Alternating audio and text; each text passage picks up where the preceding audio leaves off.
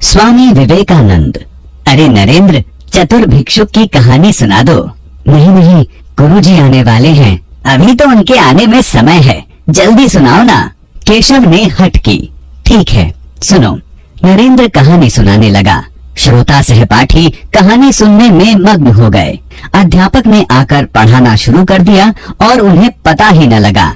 अचानक अध्यापक का ध्यान कोने में बैठे उन छात्रों की तरफ गया। क्या हो रहा है वहाँ? मैंने जो पढ़ाया है वह सुना या नहीं? खड़े हो जाओ तुम चारों, मेरे प्रश्नों के उत्तर दो। अध्यापक ने सबसे प्रश्न पूछे। नरेंद्र को छोड़कर अन्य कोई उत्तर न दे सका। शिक्षक ने कहा, नरेंद्र को छोड़कर सभी खड़े रहो, कक्षा में बातें करने का दंड तो मिलना ही चाहिए। गुरुजी, मुझे भी दंड दीजिए, कहानी मैं ही सुना रहा था। नरेंद्र ने स्वीकारा। नरेंद्र की सच्चाई और ईमानदारी देखकर अध्यापक दंग रह गए। सच बोलने वाला यह बालक नरेंद्र आगे जाकर स्वामी विवेकानंद के नाम से प्रसिद्ध हुआ। स्वामी विवेकानंद का जन्म 12 जनवरी 1863 को मकर संक्रांति के दिन कोलकाता में हुआ।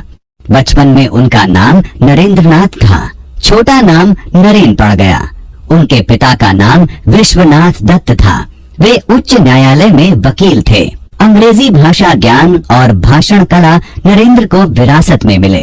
उनकी माता भुवनेश्वरी देवी धार्मिक महिला थीं। वे नरेंद्र को रामायण महाभारत के किस्से कहानियां सुनाती थीं, जिससे नरेंद्र में धर्म के प्रति रुचि उत्पन्न हुई। उन पर माँ का विशेष प्रभाव रहा। उनकी बुद्धि कुशाग्र थी। वे कक्षा में प्रथम आते थे। उन्होंने छोटी उम्र में ही महान ग्रंथों का अध्ययन कर उन्हें याद कर लिया था। उनमें नेतृत्व करने का अद्भुत गुण था। उन्हें व्यायाम, कुश्ती, घुड़दौड़, तैराकी का भी शौक था। वे सुंदर काया और बहुमुखी प्रतिभा के धनी थे।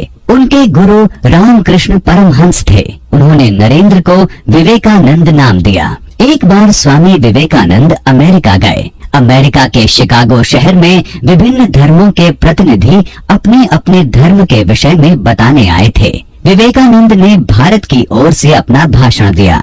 भाषण में उनके संबोधन भाइयों और बहनों को सुनकर सभा में तालियां गूंज उठी। अगले दिन उनके भाषण की चर्चा पूरे अमेरिका में हुई। उन्होंने अपने कार्यों और विचारों से विश्व में भारत का नाम रोशन किया। विदेश भ्रमण के दौरान एक दिन विवेकानंद ने देखा कि कुछ लड़के नदी में तैर रहे अंडे के छिलके पर निशाना लगा रहे थे। किसी का निशाना ठीक नहीं लग पा रहा था। विवेकानंद जी उनके पास गए और लगातार कई बार सही निशाने लगाए। उन लड़कों ने हैरानी से पूछा, आप ऐसा कैसे कर लेते हैं? सारे निशाने ठीक कैसे लगा लिए? तब उन्होंने कहा, अपना पूरा ध्यान काम पर लगाओगे तो सफलता जरूर मिलेगी।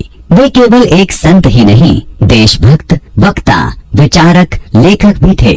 उनका संदेश था, उठो, जागो और तब तक न रुको जब तक मंजिल प्राप्त न हो जाए।